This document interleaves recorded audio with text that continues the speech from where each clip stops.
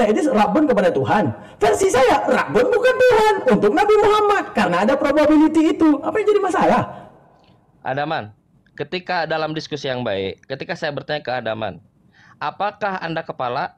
Diskusi yang baik itu, apakah Anda langsung menjawab ya atau tidak, atau Anda meminta konfirmasi dulu? Minta konfirmasi, orang kalimatnya belum lengkap. Oke, sip, baik, minta konfirmasi. Sekarang saya tanya ke Adaman, apakah Nabi Muhammad itu Rob? Rob. Kenapa tidak minta konfirmasi dulu ke saya? Yaudah, saya minta konfirmasi. Rob dalam hal apa? Itu yang harus dilakukan, jangan dijawab jangan dijawab Rob. Enggak, saya menjawab di arah probability. Saya nggak mau terpancing oleh narasinya Edis. Contoh gini Bang. Ya. Si Edis, dengar, si Edis punya interpretasi dia bahwa Rob artinya Tuhan. Saya punya interpretasi bahwa Rob itu polisemi tergantung mau dipakai di mana. Kenapa saya harus ikut dia? Masalahnya, saya men-strike dia agar tidak ikut dia. Contoh, ketika dia tanya apakah Nabi Muhammad Rob, saya jawab, jangankan Nabi Muhammad, gubernur adalah Rob, presiden adalah Rob, ya, ulama adalah Rob. Kenapa saya nggak mau ikut dia? Saya nggak mau ikut dia, paham? Minta konfirmasi itu bukan berarti mengikuti. Iya, minta konfirmasi itu lebih baik distract langsung. Untuk menunjukkan apa? Probability itu yang kita tepis dari dia. Gini, probability bagi dia Rob adalah Tuhan. Saya tepis probability Tuhan itu dengan kata-kata bahwa Rob bukan artinya Tuhan, tapi bisa dipakai ke Tuhan, bisa pemimpin, bisa raja. Dengan pernyataan saya, Robnya Islam bukan cuma Nabi Muhammad. Gubernur adalah Rob, RT adalah Rob, RW adalah Rob, Bapak adalah Rob. Saya tepis probability di otaknya dia. Tergantung sekul kalamnya, Bang. Iya makanya. Ya santai dulu. Semua perkara itu ada probability. Bisa nggak saya selesaikan poin demi poin saya gitu? Santai. Jadi diskusi yang baik itu ketika ditanya apakah Nabi Muhammad Rob, jangan dijawab iya. Ya baik versi abang kan. Santai dulu ada mas. Baik versi abang kan. Saya orang yang belajar mantik. Saya tahu probability kata. Ketika probability Anda membawa Rabbun kepada Tuhan, saya nggak mau. Akhirnya saya strike probability yang dia itu dengan probability yang lain. Contoh gini, bagi Anda kepala ada yang di atas leher, bagi saya kepala adalah pemimpin. Saya strike, apakah Daman adalah kepala? Ya, kepala apa? Kepala rumah tangga. Saya strike langsung probability yang Anda coba hadirkan. Maksud Anda kata kepala adalah yang di atas leher. Saya nggak mau masuk ke maksud Anda. Saya mau masuk ke maksudnya saya bahwa kepala adalah kepala rumah tangga. Apa yang capek? Daman, santai. Gini. Tadi kan kita sepakat dalam perdiskusian yang baik. Ketika ditanyakan apakah kamu kepala, maka secara itu nggak lengkap kata-katanya. Gimana sih pertanyaan? Apakah Nabi Muhammad Rob? Iya. Nggak lengkap kata-katanya. Iya, karena ada probability. Oke, siap. Udah, saya izin turun ya. Ya. Insyaallah. Oke ya. Assalamualaikum warahmatullahi wabarakatuh. Waalaikumsalam warahmatullahi wabarakatuh. Haleluya. Assalamualaikum warahmatullahi wabarakatuh. Salam Aki. Aku kabarkan Injil keselamatan. Bapak Ibu kasih Tuhan, ketemu lagi dengan saya Evangelis Avraham Effendi Usman. Bagaimana kabar Bapak Ibu semua? Tentu luar biasa. Nah saudaraku para pencinta Injil Habaget, pertama sekali saya mengucapkan terima kasih banyak kepada Bapak Ibu semua yang selalu mendukung pelayanan Habaget, baik melalui doa, dana, motivasi maupun support saudara semuanya, maupun nasihat-nasihat yang saudara berikan kepada saya, sehingga saya semakin hari semakin semangat dalam pelayanan baik offline maupun online saudaraku. Ini semua karena dukungan Bapak Ibu semua.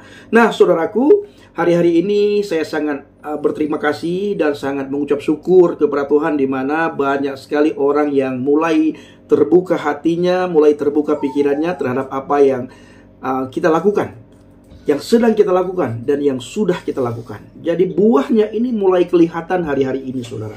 Ada banyak sekali orang dari ujung Sumatera yang DM, baik itu menghina, mencaci maki, baik itu mengancam, maupun saudaraku sangat banyak juga yang DM secara baik-baik, ingin belajar. Ada yang kagum dengan apa yang kita sampaikan, setelah mereka pikirkan, setelah mereka renungkan, ternyata banyak benarnya tentang apa yang kita sampaikan saudaraku. Ini luar biasa. Internet membuka hati orang, internet membuka pikiran orang, internet membuka mata rohani orang. Dan apa yang selama ini ditutup-tutupi, di zaman internet tidak ada hal yang bisa ditutupkan. Ya, segala sesuatu terang benderang. Dulu Alkitab tidak boleh baca, Hari-hari ini banyak sekali orang yang download Alkitab secara diam-diam. Ya, banyak sekali orang yang membaca Alkitab secara diam-diam. Tidak perlu lagi fisik, tapi ada aplikasi Alkitab, sehingga memudahkan banyak orang untuk menemukan Alkitab, untuk membaca Alkitab, dan untuk merenungkan Alkitab. Karena dulu takut Bapak Ibu ya, dulu takut karena dilarang. Alkitab itu sudah dimesohkan, Alkitab itu sudah digudangkan, Alkitab itu sudah tidak berlaku lagi. Tetapi banyak orang berpikir, bukankah Alkitab itu firman Tuhan? Bukankah firman Tuhan itu kekal adanya? Ya, tidak bisa ada yang telepon ini, tidak bisa diganggu gugat oleh manusia, tidak bisa dipalsukan oleh manusia, karena Tuhan mampu menjaga keaslian firman-Nya. Jadi firman Tuhan itu kekal adanya, bukan seperti buku-buku yang lain yang tidak kekal, saudara ya. Tapi firman Tuhan itu kekal adanya, saudaraku. Nah, oleh karena itu Bapak Ibu, dukung dalam doa syafaat. Dan kali ini saya benar-benar sangat mengharapkan dukungan Bapak Ibu semuanya, baik secara doa, secara nasihat, dan support Bapak Ibu semua. Dan saudaraku, kita juga melihat ada Bang Cakra. Saya sudah terhubung dengan Bang Cakra Dunya. Kami sudah diskusi beberapa kali, dan saya selalu berharap dan mendoakan supaya Bang Cakra terbuka ke hatinya, terbuka pikirannya untuk menerima kebenaran. Dan selama ini Bang Cakra masih mencari-cari kebenaran Bapak Ibu. Dan puji Tuhan, tiap hari kapan ada kesempatan kami teleponan, video call. Beliau ada di Amerika, dan kita selalu diskusi. Saya selalu menceritakan, puji Tuhan, saya diubahkan setelah saya menerima Yesus Kristus sebagai Tuhan dan Juru Selamat. Ini luar biasa Bapak Ibu ya. Kiranya banyak nanti abi-pendi yang lain ya, pendi-pendi yang lain yang akan muncul, yang akan berdatangan untuk menyatakan kebenaran, untuk memberitakan kebenaran, dan untuk tahu tentang kebenaran, saudaraku. Nah, ini tugas kita semuanya. Mari kita saling membantu, saling menolong, saling mengasihi, dan saling mendoakan, saling mensupport Bapak Ibu ya, karena ini kita adalah satu tubuh Kristus. Nah, saudaraku yang dikasihi Tuhan, kali ini saya ingin mengajak Bapak Ibu semua untuk melihat sebuah cuplikan video di mana ada para polemikus yang bernama Daman Almantiki. Daman Almantiki beberapa waktu yang lalu dia debat dengan Bang Edis TV. Ya, dia debat dengan Bang Edis TV, dia bernarasi terlalu panjang lebar semuanya, dia narasikan menurut pikirannya, dia tidak pernah menjawab Bang Edis dengan Al-Qur'annya, dengan kitabnya, tetapi dia menjawab dengan catatan-catatan para cendekiawan ya, orang yang berilmu ya, bukan dia jawab berdasarkan apa yang tertulis dalam kitab yang diimani oleh Daman Almantiki. Nah, ketika Bang Edis TV menanyakan tentang Rob Nabi Muhammad, lalu Daman Almantiki menjawab. Nah, selesai diskusi, apa yang terjadi Bapak Ibu? Dia dipersalahkan lah sama teman-temannya ya. Kenapa kau jawab begini, bla bla bla bla, dan bla bla bla bla bla bla bla bla bla, Bapak Ibu. Itu semua saudaraku, ketika mereka ingin menghina Alkitab, ingin menjelek-jelekan Alkitab, ingin mengolok-olok Alkitab, Tuhan buka lewat internet ini Bapak Ibu, adanya Bang Edis TV dan apologet-apologet yang lain.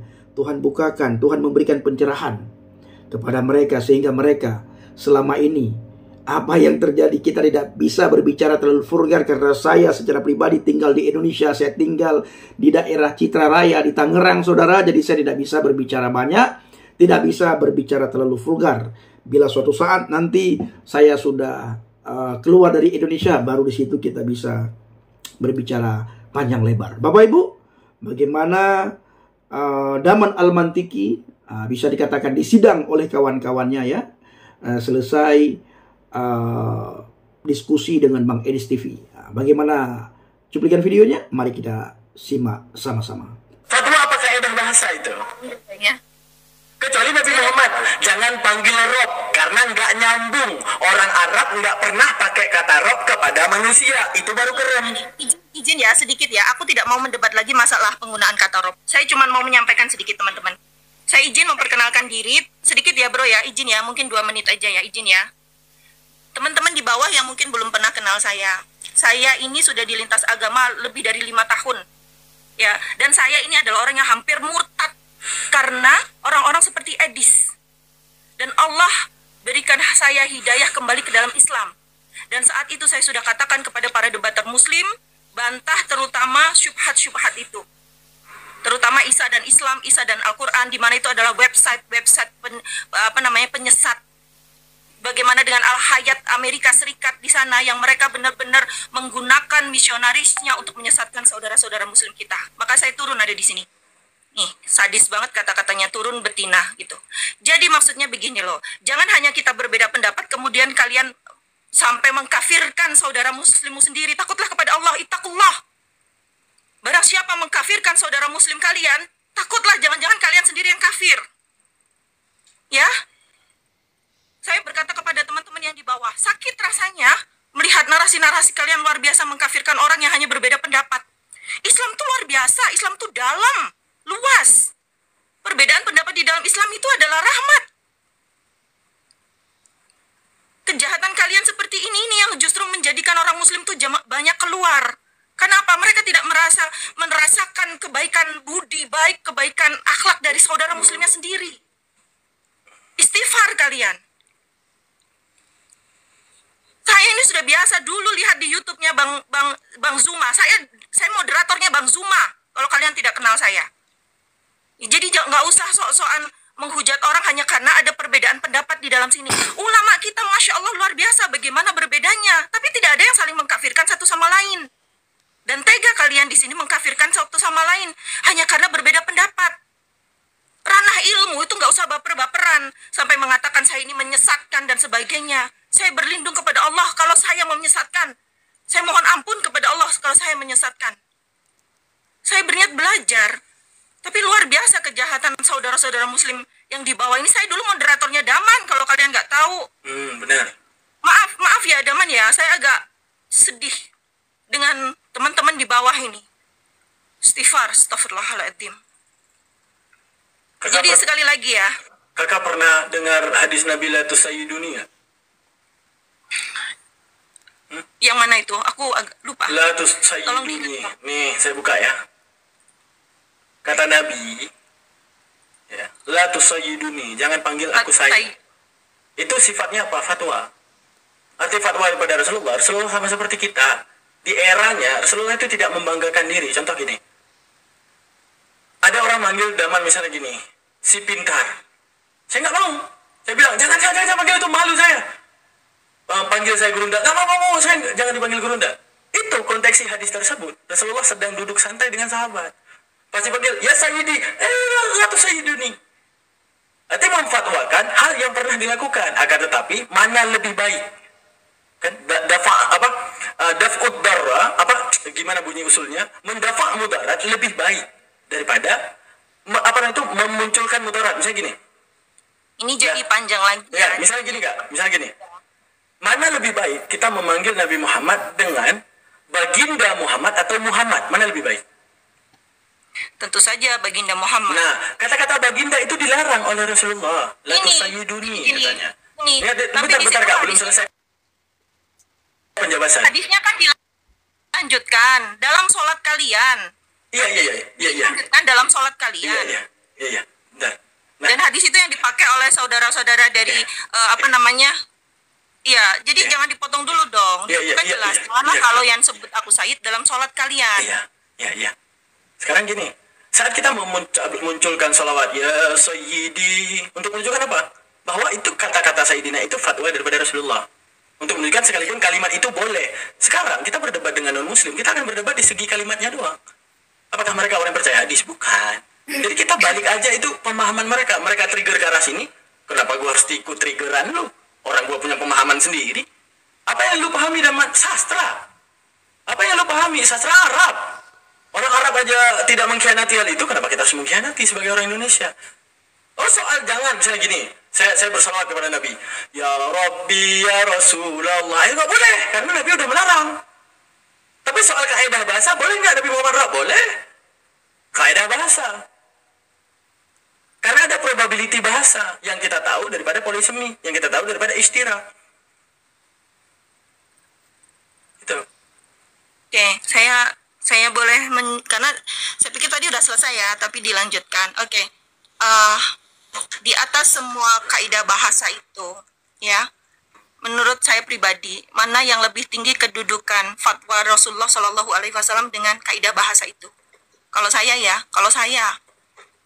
ini pertanyaan, monggo dijawab. Kalau sifatnya fatwa, Kak, gini, fatwa, haram makan babi. Sekarang kita makan babi boleh nggak? Tinggal A doang kan? Apakah akal melarang makan babi? Tidak. Tapi apa yang membatasi akal untuk makan babi? Dalil. Sekarang gini, kata Rabbun secara kaidah bahasa bisa digunakan kepada ayah nggak? Bisa. Bisa digunakan kepada raja nggak? Bisa. Bisa digunakan kepada gubernur nggak? Bisa. Tapi ketika difatwakan, jangan digunakan. Bukan tidak boleh digunakan. Ya, berarti sebaiknya tidak digunakan, kan? Sebaiknya. Maksudnya, bro. Sekarang non-muslim yang coba trigger kita. Dengan versi Rob adalah Tuhan. Kenapa nggak trigger balik? Bahwa Rob bukan Tuhan. Ketika orang memfatwakan arti kepala adalah pemimpin, kenapa nggak trigger balik bahwa kepala bukan pemimpin, tapi yang ada di atas leher?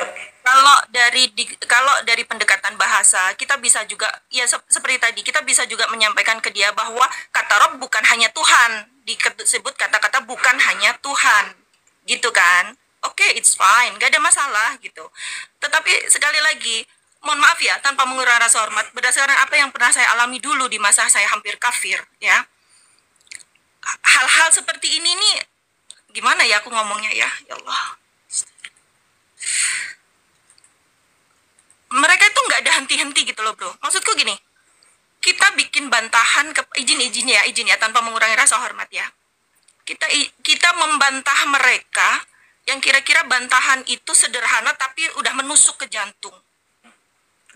Nggak, tapi probability yang kita perdebatkan ini tahu nggak apa Kak Lena? Saya tadi udah mati-matian mempermalukan Edis. Saya mempermalukan Edis mati-matian tadi. Dan hari ini, iya. Dan hari ini Kakak Lona naik dan Bang Chan naik. Di framing nanti lihat Daman di ini. Lihat Daman dihakimi gara-gara salah bilang Rob. Wah, Daman dihakimi. Wah, Daman gini, wah, Daman gitu. Itu menunjukkan apa? Ini ya, itu pemicunya. Andaikan ini tidak dipolemikan, wah, saya masih dengan bangganya mempermalukan Edis. Kalau hari ini tinggal di framing aja. Tuh buktinya Daman salah. Apa? Saudara muslimnya nggak setuju. Naik semua. Pada membantah Daman. Dah, selesai. Kelar karir Daman. Ya kan? Astaga. Kelar karir Daman. Gitu. Nah, maksudnya gitu, Kak. Jangan terlalu memframing lagi permasalahan. Yang justru di sini yang belajar itu adalah saya, dan sifat belajar saya itu memang agak begini, agak kritis ya. Jadi teman-teman ya, kalau itu di framing, jelas ilmu saya dibandingkan Bang Daman tuh bagikan langit dan bumi. Saya mantan murtadin kok. Saya belajar Al-Qur'an aja masih blekak-blekuk kok. Jangan bilang kayak gitu, Mbak. Bang Hafid ini kenapa membatasi saya bernarasi ya? Maksudnya justru di sini yang di apa namanya? Dijustifikasi itu saya gitu loh. Narasi saya tadi yang salah, bukan Bang Daman. Bang Daman sedang mengajari saya, jangan dibalik gitu loh. Cuman memang point of view kami agak berbeda, tapi bukan berarti kemudian Bang Daman salah. Masa sih kita selalu harus takut berbeda pendapat gitu. Saya bukan standar kebenaran di sini. Justru di sini jelas Bang Daman guru saya. Lewong saya ini mantan murtadin, Al-Qur'an aja belum bisa baca. Kalau saya salah narasi saya tadi, dan saya berterima kasih tadi sudah dijelaskan banyak dengan Bang Daman. Cuman secara logika, saya pun juga punya logika. Makanya saya tadi pertanyaannya seperti itu. Seandainya suatu saat nanti Edis menanyakan kembali kepada dia, kepada teman-teman siapapun lah, ada nggak datanya bahwa Nabi Muhammad itu pernah dipanggil Rob? Maka harapan saya Bang Daman sudah punya jawaban-jawabannya. Ini namanya well prepare. Saya menempatkan diri kepada otaknya mereka yang ingin menyesatkan orang kanan kiri.